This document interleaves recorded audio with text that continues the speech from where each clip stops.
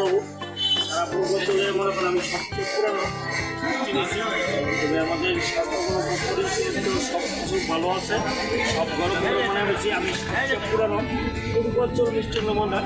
আমি সুকুমার বাবু, আমার সাথে আমার ওয়াইফও বসে একসময়, আমিও বসি। দুজনে এই মিষ্টি মার্কেটটা সারা পূর্বাঞ্চলটা সাজানো রয়েছে। তবে আপনারা আসবেন, যে টিভি থেকে যারা আসেন, যে টিভি থেকে যদি আসেন তাহলে আপনাদের জন্য মনে করেন আমার তরফ থেকে মনে করেন খাওয়াটা ফ্রি থাকবে। এখান থেকে ফোন করেন, ফোনের মাধ্যমে একটা মিষ্টি বাসায় পৌঁছে দিন।